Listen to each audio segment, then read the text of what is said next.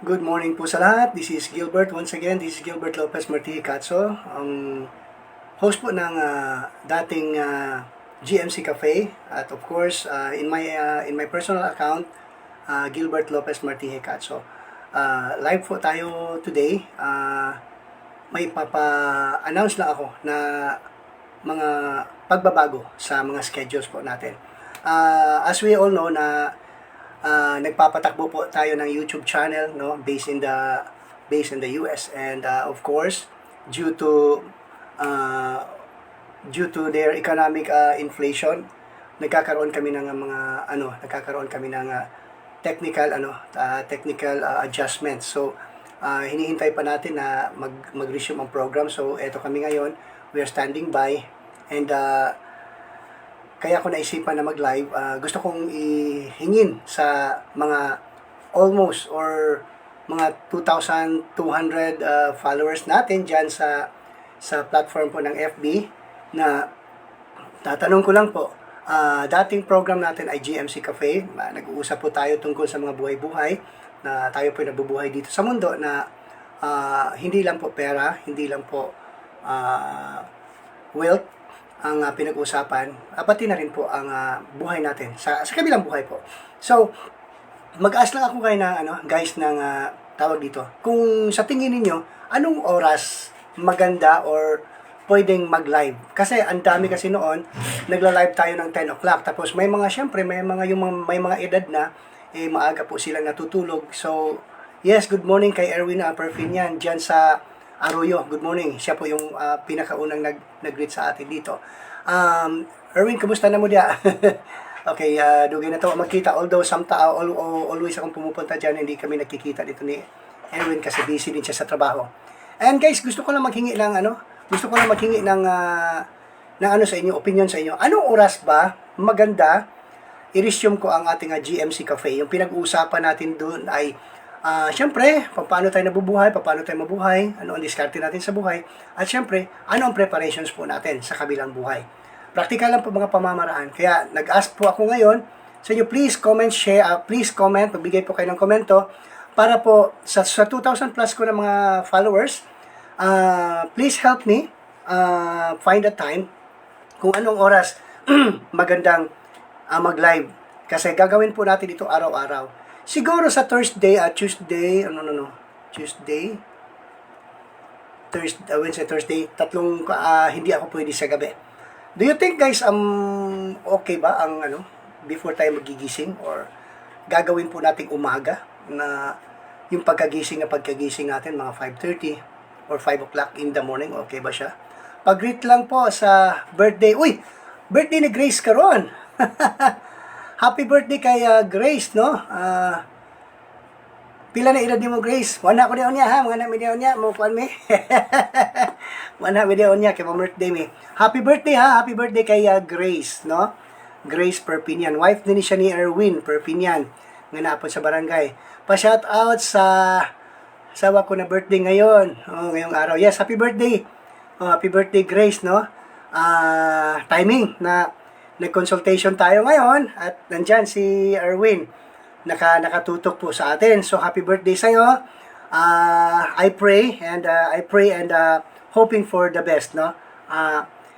Pinangga ta sa Ginoo, mahal tayo ng Panginoon. He cares for us. A lot of things na hinahanap ng buhay natin ay hindi natin makita dun sa labas. Of course, sa puso lang natin dito sa loob po ng ating puso. Yan mga kaibigan, sa aking 2,200 plus na followers dito sa FB, please give me a comment kung anong oras ba maganda mag-live tayo. Nandiyan na si Kuya Efren, Jose Campilan. Kuya Efren, kumusta na? Ex-president po ng Davao City Eagles Club. Kumusta naman mo diya, Kuya? Hinaot nga na mo sa maayong panglawas. Ay, dakpon pa daw nila ang mga manok. Okay ra, hapon na ko muna diya. Anyway, salamat kayo sa atong mga taga-subaybay. Thank you very much sa ating mga taga-subaybay. Ngayon mga kaibigan, plano ko talaga na ibalik ang Okay. Okay, nakabuhi manggod gahapon pa man na mo gidak-anak pon. Anyway, okay ra. Okay ra handa basta may taglawas, no? Yung maganda po diyan mga kaibigan, okay lang na wala tayong handa. Wala tayong ihahanda sa pagkainan. Yung simpleng kainan lang po as long as maganda napo sa saktong na pangangatawan po tayo, wala tayong iniindang mga mga sakit sa katawan. Mas ano na yon, magandang gift na yon sa atin sa ng Panginoon. Anyway, balikan natin mga kaibigan yung balikan natin yung ko kanina na gusto kong ay, nandyan si Giselle. Alam ko, eto si Giselle. Hello, Daddy. Good morning. Good morning, Davao. I know na busy ito si Giselle. Tago-tago dia, ha? Tago ka lang makinig kasi tawag dito. Tago ka lang makinig kasi nagtatrabaho ito sa isang construction firm, no?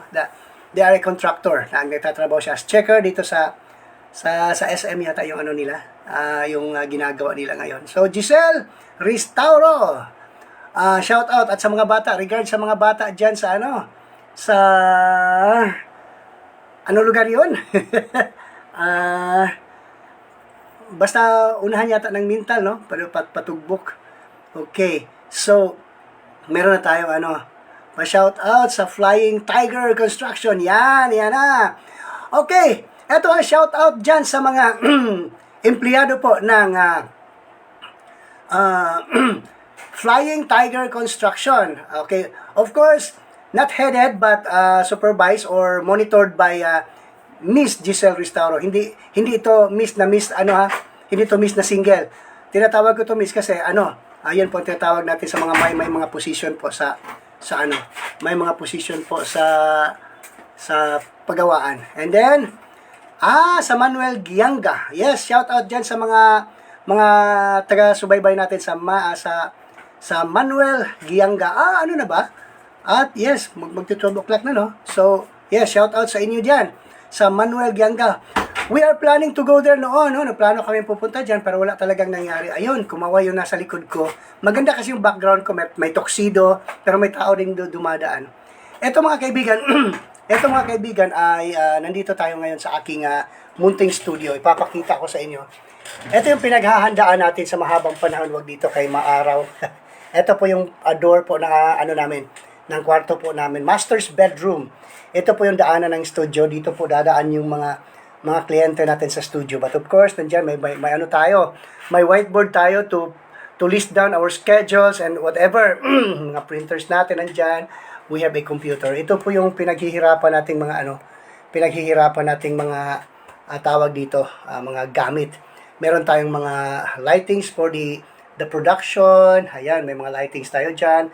May mga sound systems tayo dito. At recently po mga kaibigan, I decided to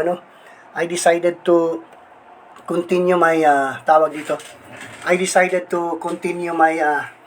teaching or tawag mentoring dito sa studio. Nagtuturo po tayo ng mga bata, ha, na pwede rin mga matatanda na, pero mas prioritize namin yung mga bata kasi yung mga matatanda, ang oras kasi nila is nanood kami dito na mga kasama sila tatay, si Kuya Jerry na diha. Kuya Jerry, shout out sa imo, kay Ate Mila o sa mga si Maricar. Si Maricar na si Maricar ba to kung naga-reels, saba kayo para pag nasa personal wagid halos matingog. Pa-shout out sa mga balingaing sa Tugbok. Yes, shout out sa inyo din ha. Maayong hapon o maayong udto, no? Actually karon nga live na ako. Actually, etong live natin ngayong araw na to, itong tanghali na to, hindi po to formal na program. Iniisip ko rin na kung magla-live ako, tatanggap pa rin ako ng magre-response pa rin ako, pero verbally response, hindi na ako makareply sa inyo kasi pag mag-live ako, busy. At saka maganda kasi yung dire-diretso tayo. So, nagko-consensus po tayo ngayon if ang oras na maganda ibabalik ko yung programa nating GMC Cafe na kung saan pinag-uusapan po ang buhay natin, mga hanap buhay, mga diskarte sa buhay, at of course, ang pinaghahandaan natin na buhay, hindi lamang dito sa mundo, kundi sa kabilang buhay na rin. Ganun po tayo mga tao, no? Details nimo daddy para marami kang maturuan. Yes, yan ang pag-uusapan nga, isa sa pag-uusapan natin. Ang daming mga bagong bagay mga kaibigan. Mendoza, Rona May. Oy, congratulations! Ito yung ito si Rona May Mendoza. O bakit hindi apelyado ng Hindi pa ba kasal? Dapat magpakasal na para ma-change na yung apelyado, no? Si Mendoza Rona May is isa sa pamangkin ko sa bunso naming kapatid. At isa, dalawa. Yeah, pangalawang anak ito, si Sheba, si Rona May, na, hindi ba? Rona May is MM, right? Okay, Rona May is MM. Pangalawang anak ng bunso naming kapatid, na ngayon po ay kagagraduate lang po sa education. Congratulations, ha? We are proud, very, very proud of you. Alam mo, pag may mga educations kasi na nag-graduate, lalo pa sa circle po ng Casimero chapter ng Cornelio Filomena Clan, I am very proud kasi may sumunod na sa yapak po ng inyong ng inyong lingkod, si Gilbert Lopez Martije Caso. Ako po isang graduate ng elementary education. Generalist po din ako. Kaya nga nagtataka itong iba, bakit daw kung magtuturo ng training, bakit daw napaka-specific, napaka-concise, brief, and mga kapatid, yun po talaga ang tinuro sa amin sa school, no? Yung gumawa ng lesson plan, paano maging effective sa pagturo na hindi mabubod yung mga tagapakinig po natin. Sometimes we cast jokes, but humors, but of course, we really targeting an inputs na academically, educational inputs doon sa mga bata. Oh, ayan na, isa pang teacher. Si Chrisley May Lago. Kumusta na mo diya sa kuan? Asa mo, mampising ba mo? O mampising ba itong bini? No? Si Chrisley May Lago. Uy, pagminyo na mo, ay. Sige, uban. Pagminyo na mo, aron mag-produce na. Unsa pay rason nga dili magminyo nga naa na may trabaho. Nya naa naman pod sa edad. Basta isa ko sa ninong, ha. Ay kalimot kay mangnuod gyud ko. I-block gyud ta ka kundi ko nimo kuwaog ninong. Okay, shout out dia sa I don't know kung asa ka i-type daw Chris kung asa ka nga school na-employed karon. Support Giselle Restauro, support viewers, share, like, and send stars. Salamat kayo kung mag-send. Anyway, mga igsoon, mga kapatid, I just wanted to have this consensus kung anong oras na hello daddy, sure po daddy. Matik na. Salamat, it's an honor. Namugos yun ba? Talagang namimilit na magiging ninong sa isang kasal. Ganun po ako mga kaibigan. Talagang if lalo pat malapit sa akin yung mga tao, tapos sabi ko, sige na, eto nga, may young people din kami dito sa Davao na talagang pinoprovoke namin na, uy, mag-asawa na kasi you're not getting any younger. Alam ni Chrisley kung sino yan, no? Taga South. Generalist din po si Yes, generalist. I am generalist. I graduated in Mats College of Technology as a generalist. Okay, Bachelor in Elementary Education. Bachelor of Science in Elementary Education po. Wala akong master wala akong tawag dito. Wala tayong ano ba tawag diyan? Wala akong concentration. Lahat po 'yan. From Filipino, Math, English, Science, and lalo na sa PE. Lalo na doon sa tinatawag nila na yon. Nga ako parang nasayang ako kasi sa education, ang music kaunti na lang talaga ang time na nilagay. Isinama na doon, parang finufuse na lang nila sa anyway. Sa A and A na Dino. What? Ano daw? Si A na siya. Nandito siya kagabi kasi galing tayo ng church, then pag-uwi naman, nandito siya sa may lanang nakatira na ngayon, sa boarding house ng dati niyang boss. So sabi, dito na sa bahay, nag-standby siya dito sa bahay. Kaya marami kaming mga anak. Marami kaming mga anak dito. So once again, yung mga nag-birthday ngayon, shout out sa inyo, lalong-lalo na kay Grace Perfinian. Grace, shout out sa inyo, happy birthday din, Happy birthday to you. Happy birthday to you. Happy birthday, happy birthday, happy birthday to you. Sa sunod, himuon na to ng live. Anyway, live naman yun, wala lang gitara. At saka Sino pa ba? Ano ba? Ano nang ana jud ang maestro o maestra basta elementary? Yes, generalist kasi tayo. So, yung kaming mga generalist, mga kaibigan, hindi po kami nagko-concentrate ng subject na tinuturuan. But, unlikely, sa panahon ko na nagtuturo ako, try to, to experience teaching. Alam nyo kasi, mahabang istorya eh. It's a very, very huge lesson for me na kasi tayong mga maiinit ang dugo, mga mapupusok. Siyempre, fresh graduate, tapos may mga alam, may mga tawag dito, may mga skills. Kasi, ako aside from education graduate, meron talaga akong forte in music. Kasi I became a band member for almost, for 4 years, pinag-aaralan namin ang musical note reading. And we are playing together with the musical notes. So, tinutugtog, I'm a trumpeter. So, alam ko talaga ang music. Alam ko yung mga time signatures, alam ko yung anong mga takbo, mga genres, alam ko. Advice, sort of advice sa mga bagong graduate, huwag kayong pumili ng ibibigay na subject sa inyo. Why? Kasi kami dati, nung nag-aral ako sa isang private school, I will not mention na lang kasi wala naman din ako noon, at saka irrelevant na rin kung i-mention ko pa, na although I'm a generalist, pero music lang talaga lahat ang tinuturuan ko. Kasi mayroon ding mga teachers na nagtuturo din sa iba't ibang mga So, ang mangyari diyan, para pa rin kaming high school. Na na-recall ko nga nung na-remember ko na ng high school ako. From this building to another building pupunta kami. From Filipino to Aralin Panlipunan to math to science. Ganun mga kaibigan. So, doon sa City High po, kapag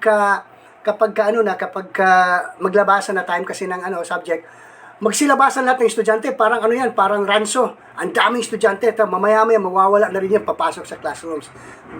Ganun po ganun po dito sa tawag dito, ganun po sa nangyari. Na-recall ko na ganun na nangyari sa amin. Pupunta kami sa classroom, kapag time na pupunta ako sa grade 2, pupunta ako sa grade 3, grade 4, 1 to 6 yung tinuturuan ko. Sa pag mag-time na sila ng music, tuturo ako ng music. So, ganun lang ang nangyari. So, ganun ang mga generalist dapat, na walang concentration. Anyway, yun ang binigay sa akin na trabaho. So, nagtatrabaho lang tayo. Kaya, sabi ko, ano ba ito nangyari dito? So, sabi ko, magiging, alam ko na ang music, alam ko na yung, naghanap ako ng challenge. So, tambay pod mi dara adad. Walay problema. Kay kumahuman niya ang char lang. si Eman kasi ngayon, yung pangalawa kong anak, he got married na, may apo na kasi ako. Lulo na ako. So to speak, lulo na ako. Yung namin, yung grandchild namin is si Ellie Marie. Tinatawag ko siya na Princess Ellie. Princess Ellie. So, babae siya. Inaayos nila yung kwarto nila doon. May rooms na. And then si Arlie kasi is a very also close to us. Although close naman lahat. Pero si Arlie kasi ang talagang pumupunta dito, nagbibisita kahit na whatever pumupunta talaga siya. Birthdays, mga occasions, nandito talaga siya. Kahit na walang occasion, pumupunta siya. So, ang ginagawa ko, okay, sige, natin to. At tinatanong ko kay Bunso kasi iba yung principle ni Bunso, ayaw niya may kasamang babae sa bahay. Totoo nga naman, kasi ganito yan. Kasi kami sa bahay, lalong-lalo na kaming mga lalaki. Isa lang kasi ang babae sa amin dito sa bahay. Si Mami Sol lang.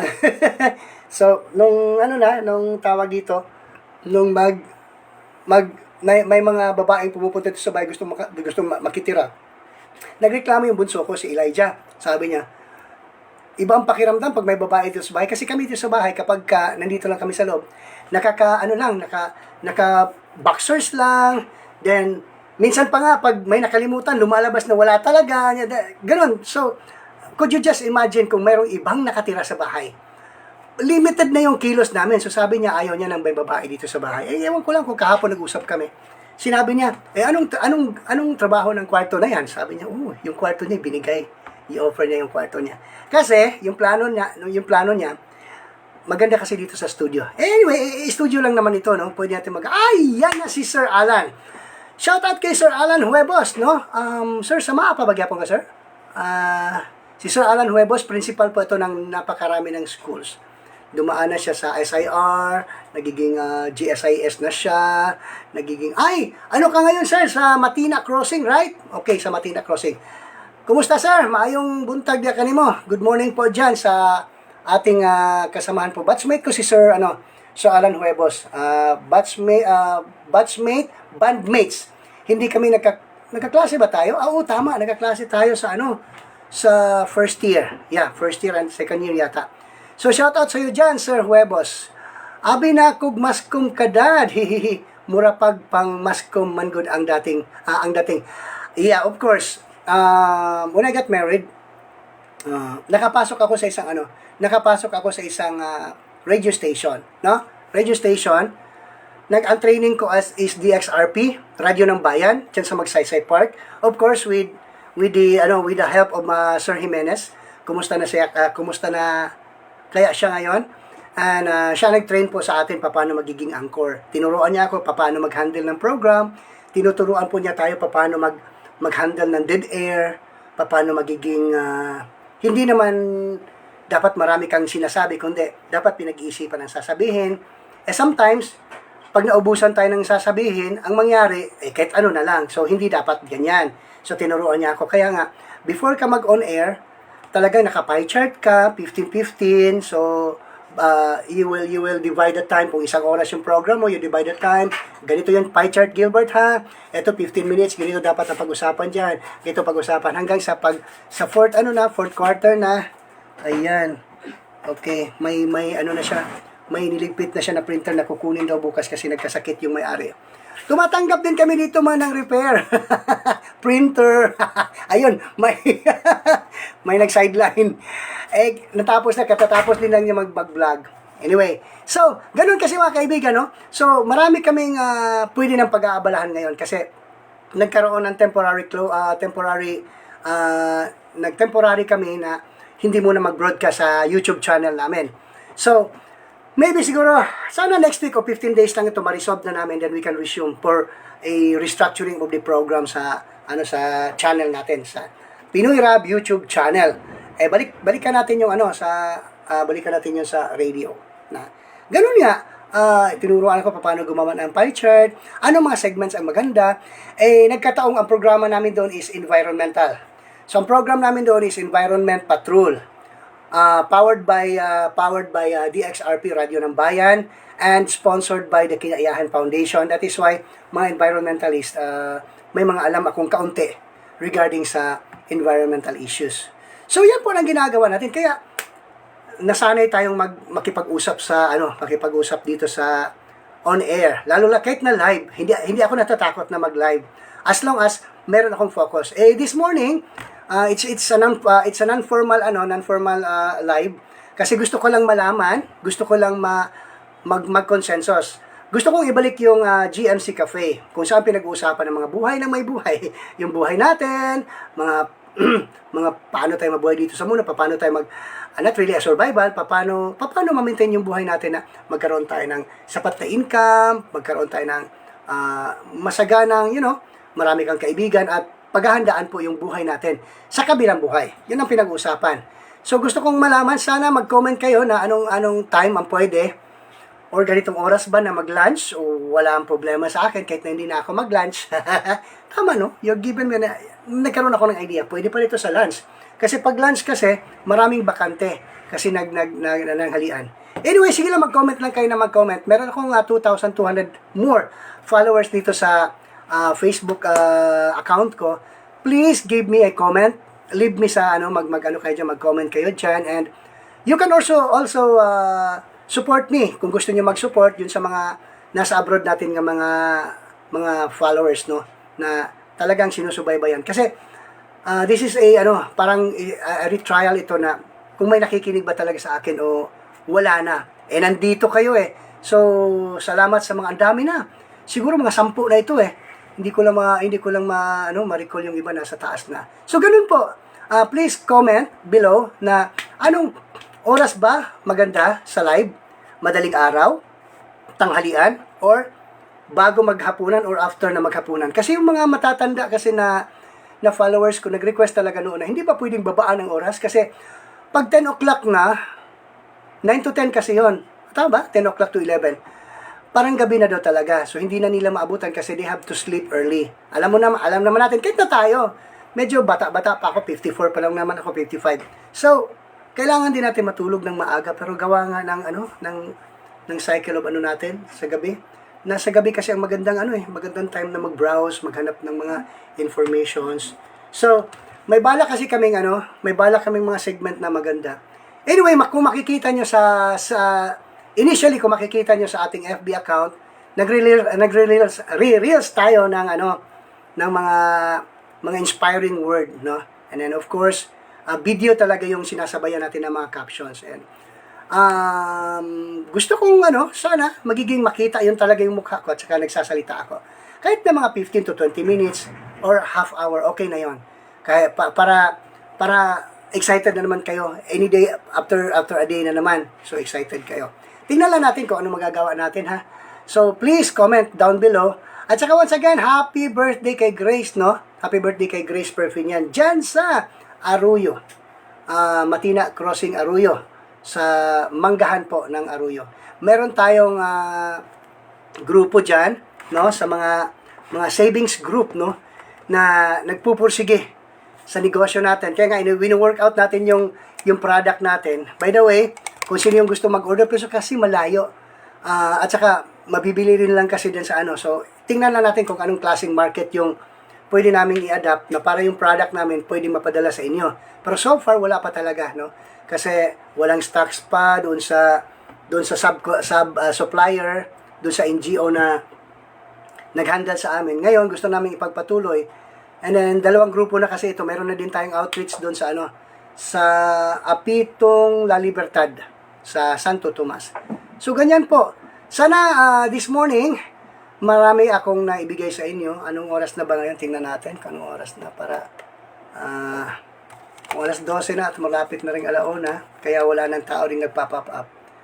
Alas 12 pa lang naman pala. So, patayin natin ulit kasi masakit sa mata. Ayan. So, mga kaibigan, ha? At saka tumatanggap pa rin ako ngayon ng tumatanggap pa rin ako ng one-on-one tutorial. Pero dito na sa studio. Pupunta na ang estudyante dito sa studio. Sa mga malapit lang, dito lang sa Barangay San Antonio or Agdao District, pwede po kayong mag-inquire, pwede po kayong makipag-usap sa akin. You just PM me sa aking messenger, Gilbert Lopez Martije Catso sa ating messenger. Pwede niyo rin po akong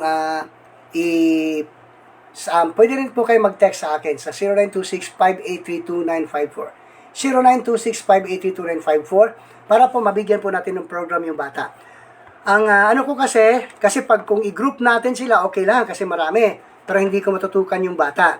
So, ang nakapag-decide ako na tutorial, ipo-program ko talaga anong oras kami magsi-session. Anyway, may classroom naman, may studio naman, at saka hindi pa lang siya tapos, pero soon to be painted na to. May mga budgets na kasi ito, may mga materials na hindi ko lang nailapat kasi busy yung beauty. Busy yung beauty natin. Kahit na nga buhok natin, hindi natin napatrabaho. Sir Alan, kumusta naman ka diya, sir? Asa ka ron sa pagyapon ka sa Matina Crossing, unsa getong elementary, ha? Okay. So, ganun. At saka may upcoming may upcoming humanitarian humanitarian services tayo dyan sa Arroyo.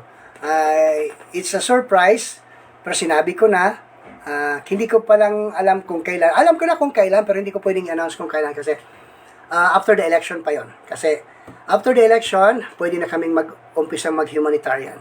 Anyway, ang daming dapat gawin, ang daming dapat pwedeng pag-usapan. Nasa sa atin po yon, no? Kung nakikita ko kasi, nag-browse ako dun sa ayan, nag-pop up na. Sige, pag-as kay, okay. Sige.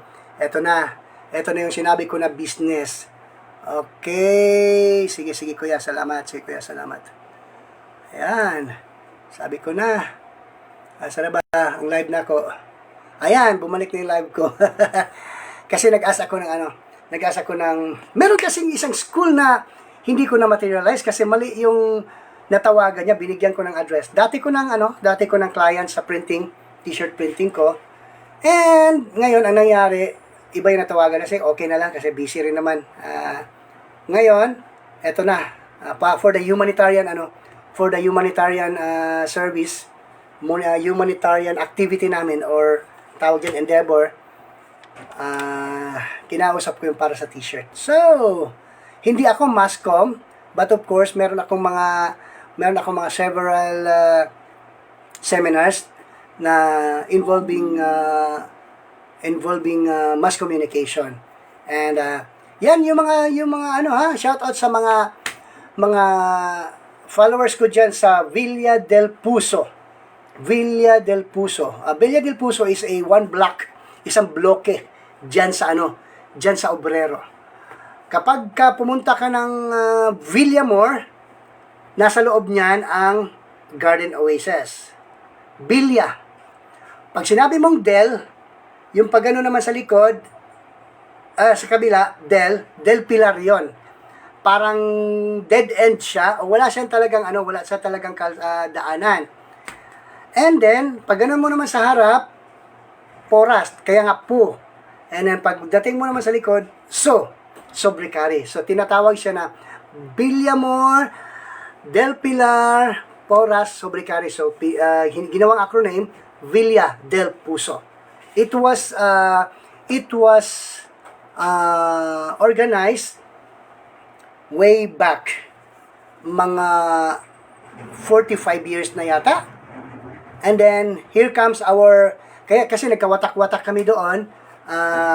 Here comes we call him tawag dito founder si Eduardo ba siya? Eddie Manriquez. Nasa Manila siya ngayon. Talagang gumastos siya. Talagang pinag-aanohan talaga niyang effort na pumupunta talaga siya ng Davao para makipag-reunion sa mga members. At yan, so nagkawatak-watak kami. Pero ngayon, organized na siya, no? May mga buhangin tayo, may mga Aplaya, may mga Boulevard, Bukana, meron din dito sa Agdao, meron din sa malayo na, mga Maragusan na, yung iba nasa Palawan na, so nagkawatak-watak talaga. Ito yung tinatawag na an organization without an address. Bakit? Wala kaming address kasi tawag niyan, kita-kita lang kami sa isang lugar. Anyway, ganun yung istorya po ng Villa del Puso. Kaya, sige mga kaibigan, mga kapatid, please comment down below kung anong oras nyo gusto na mag-live tayo for the GMC Cafe, no? Para mapaghandaan ko at talagang gagawin natin yan every Monday to Friday. Wala muna tayong Saturday and Sunday kasi Saturday maraming ginagawa. It might mag-out of town kami kasi nag-outreach din kami sa labas. So please comment down below kung meron kayong nandyan yung mga pamangkin ko nakikinig nanonood sa atin, no? Manuel Garcia Gianga, ayan, dami no. Nakakatuwa nga akala ko wala na itong na to. Marami pa rin talagang sumusubaybay. So masaya ako today. Hintayin ko yung po ninyo, ha. Hintayin ko po yung tawag ito. Hintayin ko po yung comment ninyo. Ano ba maganda? Madaling araw, yung kagigising pa lang natin, or pananghalian, or late night na siya. Yung mga 9 o'clock na. Kasi hindi rin pwede na 5 to kasi busy talaga yan. Kasi nag-uuwian yan, piniprepare po yung hapunan. So comment lang kayo dyan at saka sana mag-succeed itong itong plano natin. Kasi gusto ko naman talagang ibabalik na busy lang talaga tayo noon nung mag-handle ako ng isa Okay, nandyan si Cristilyn Parcon de Villa. Kumusta naman ka diha sa Aplaya, Matina Aplaya? Kapatid ito ni Jerry Lynn, no? Nandyan sa Arroyo. Good morning, shout out. Kumusta naman imong dalaging ding? Si Charmaine. Tapos yung yung dalawa nating sa band, no? Okay, nagko-consensus ako ngayon kung anong oras ba maganda na ibalik ko yung live ko na program na GMC Cafe para po mapag-usapan natin, kwento-kwento tayo para sa buhay natin, no? May mga karanasan, may mga may mga sama ng loob, pwede po niyong i-text sa akin. Huwag lang dito sa live kasi para meron din kayong privacy, no? I-PM niyo lang sa akin yung mga sama ng loob, i-send niyo sa akin yung gusto niyo i-share na masaya kayo, at saka i-share niyo sa akin yung mga personal ba na, uy, nangyayari na sa buhay ko ngayon kasi noon pinangarap ko lang, nangyayari na sa buhay ko. Salamat, through prayer, nakuha ko yung isang bagay. Ganun po. Yan ang pag-uusapan natin. Kasi gusto ko magiging positive vibes yung program natin. Kung may problema, that's why kung may problema, gusto ko magiging part din, no? Gusto ko magiging part din. Baka naman makatulong, no? Hindi ko naman sinabing master tayo diyan. Kasi nga ako nga ang dami kong hinaharap na problema sa buhay, pero kaya nga sabi nung isang kaibigan ko, nakasakay kami sa pick-up niya. Maganda yung sasakyan ng Everest. Nasa front seat ako, siya yung driver. Diba? Alam mo, believe ako sa'yo. Alam ko marami kang problema ang dinadala, pero yan ka pa rin. Nakangiti ka pa rin, tumatawa ka pa rin. Nakaka-inspire, sabi niya. Alam mo, wala nga akong pera, pero assured ako na mabubuhay yung pamilya ko. Kasi, he promised me na ganun. May mga bagay kasi sa buhay na hindi lahat pera ang kasagutan. Kundi po, may mga bagay rin talaga na kahit na hindi problema, ay pinoproblema po ng tao. Nasa isip po yon. Kaya nga, pinag-uusapan natin nung matagal na panahon about dun sa metanoia. No? Na paano ba i-repent? R-E-P-E-N-T. Repent. Not repaint. Repent. So that's metanoia. Changing. Meta is change. Noia is mind. So, kung nasa isip mo talaga ay kahirapan sa buhay, talagang maghihirap ka sa buhay. Pero kung ginaisip mo na mahirap nga ang buhay, pero may mga paraan po paano masasagot o paano matutugunan yung mga problema natin sa buhay, ay talagang meron po. So, wag po kayong mag-alala. Ang buhay naman ng tao is kung nakita mo yung kapitbahay mo ngayon na maganda yung sasakyan, well, magpasalamat ka. Kasi umangat sila sa buhay. Huwag mong isipin kapatid na kung mayaman, kung may sasakyan na yung kapitbahay mo, ikaw wala pa rin, na pag-iwanan ka na. Kapatid, magkaroon ka ng anxiety kapag magkaroon ka ng jealousy. Ako, kapag yung mga kapitbahay namin, yung mga taong tinutulungan ko, umangat na sa buhay, matutuwa talaga ako. Nilalagay ko sa isip ko, na itong taong ito, na blessed na siya, siguradong ako na ang susunod. Ganun yung nasa isip ko. Kasi, hindi mo naman porket, tawag dito, kasi yung iba, iniisip nila na, dapat gawin ko to, dapat gawin ko yan, dapat hindi ko to gawin, dapat hindi ko gawin yan. Alam niyo mga kapatid, in due time, darating talaga sa iyo. In due time, darating talaga sa iyo. Kasi hindi talaga nabibigay ng pera. Hindi talaga lahat nabibigay ng pera, sabihin ko sa iyo. Kung happiness ang hanap mo, ang happiness o yung joy na hinahanap ng tao, hindi darating yan. Hindi darating sa buhay mo yan kung bibilihin mo. Hindi mo yan mabibili. So, kusang ibibigay sa iyo yan. So, ganun po. Kaya nga, sabi ko, hindi ko naman sinabing makontento tayo. No? Kasi, kung masinop ka lang, kung workable ka lang, tawag dyan, kung masipag ka lang talaga. No? Kung masipag ka lang, mabubuhay yung tao. Nakikita ko nga sa mga reels yung mga disabled, nagsusumikap na magiging di ba?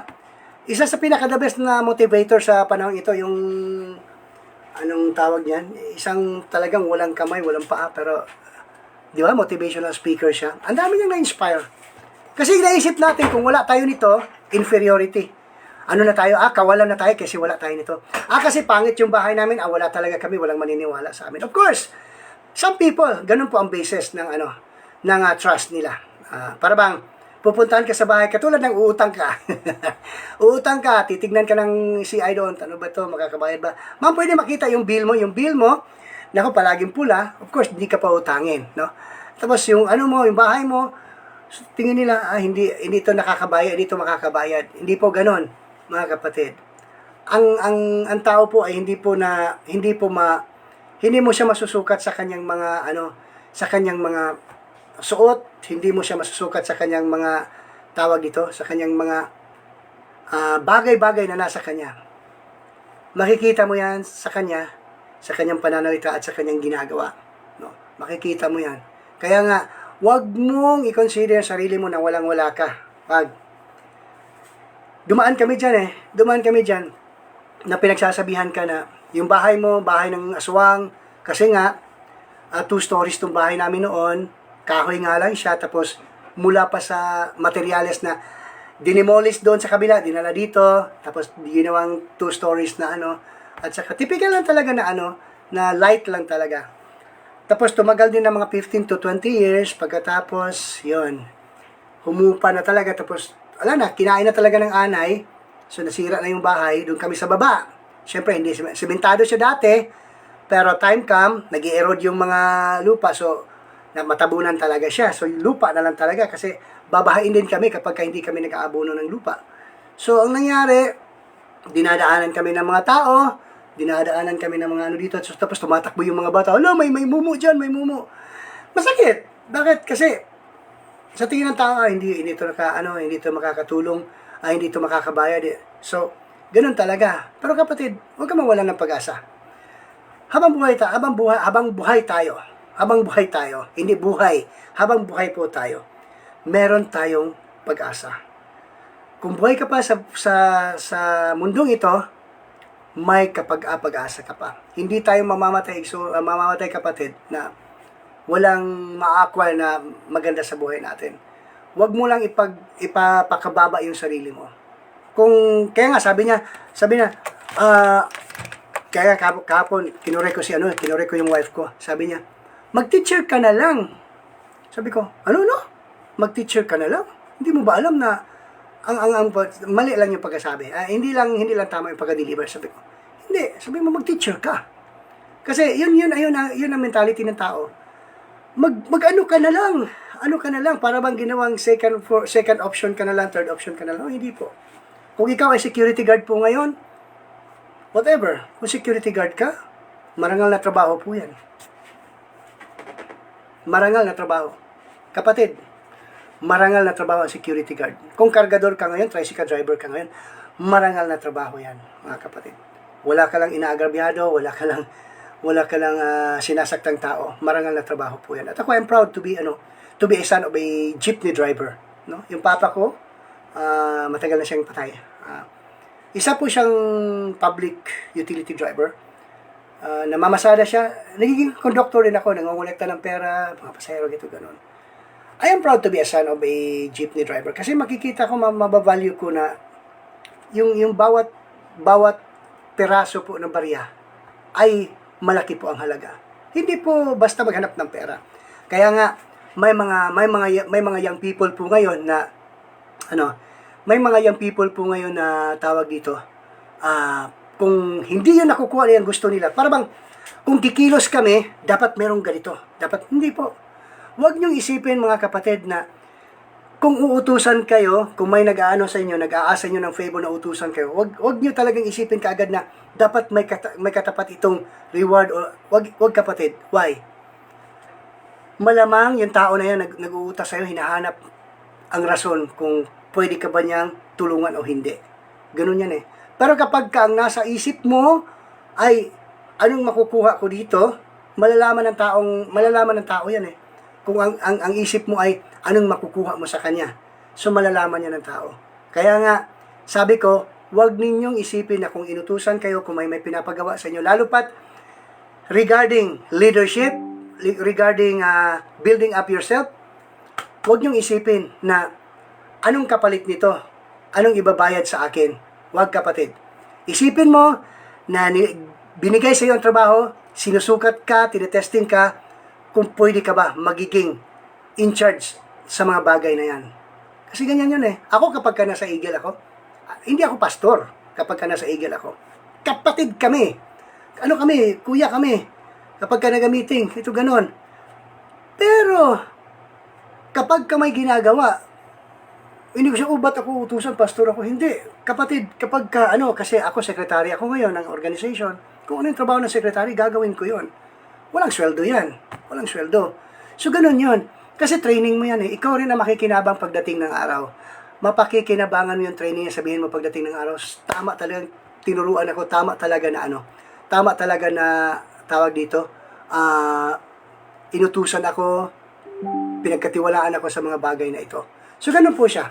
So, last thing mga kapatid, no? Kasi ayaw ko magiging, kasi mataas na tayo, malapit na tayo maging isang oras.